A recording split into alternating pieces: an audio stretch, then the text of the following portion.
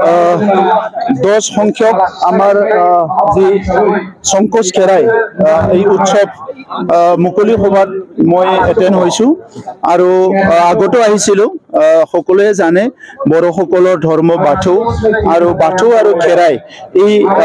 দুটা যিটো বিষয় এইটো সংলগ্ন হৈ আছে বাথৌৰ পৰা খেৰাই আৰম্ভ হৈছে আৰু বাথৌ ধৰ্মটো আমি ক'ব নোৱাৰা সময়ৰ পৰাই বড়োসকলে এই ধৰ্মটো পালন কৰি আহিছে বাথৌৰ বিভিন্ন ৰীতি নীতিবিলাক মানি আহিছে আৰু আজিও আমি বিশ্বাস কৰোঁ এজন সিজৌ গছৰ ওচৰত আমি বাথৌ বৰায়ক আমাৰ ভগৱানক আমি পূজা কৰোঁ আৰু ইয়াৰ বিভিন্ন ভাগবিলাক আছে আৰু এই সংকোচ খেৰায়ত এই বিভিন্ন ভাগবিলাক খুব ওয়েল ডিজাইন কৰি পেলাই আজি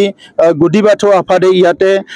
যোৱা 10টা বছৰ উদযাপন কৰি আছে এই বছৰ তেখেতসকলৰ এই উদযাপনত অংশগ্ৰহণ কৰি যেহেতু আমাৰ ট্ৰেডিশন আমাৰ কালচাৰ সব ইয়াৰ লগত সংলগ্ন হৈ আছে মই 3 কোটি টকা ঘোষণা কৰিছো বিটিআৰ চৰকাৰৰ পৰা যাহাতে এই খেৰাইচালি এই সংকোচ খেৰাইচালিটো আমাৰ যত বাথৌ ধৰ্মৰ ইয়াত বিভিন্ন পূজাৰ বিভিন্ন আমাৰ কাৰ্যসূচীবিলাক কাৰ্যকলাপবিলাক ইয়াতে হ'ব তাৰ কাৰণে মই তেখেতসকলক ঘোষণা কৰিছো আৰু অনাগত দিনত মই অনুৰোধ কৰিছো আহি থকা প্ৰজন্মক আধ্যাত্মিক চৰ্চাৰ দ্বাৰা আমাৰ স্পিৰিচুৱেল যিটো প্ৰেক্টিছ ইয়াৰ দ্বাৰা যাহাতে এটা সঠিক পথত আগুৱাই নিব পাৰে এই দিশত তেখেতসকলক মই গুৰুত্ব দিবলৈ অনুৰোধ কৰিছো কাৰণ আহি থকা সময়ত আমাৰ যুৱ প্ৰজন্মৰ কাৰণে এটা প্ৰত্যাহ্বান আছে যে বিভিন্ন পৰিবেশ ড্ৰাগছৰ পৰা লৈ মদৰ পৰা লৈ বিভিন্ন পৰিবেশবিলাক কেতিয়াবা আমাৰ যুৱসকলক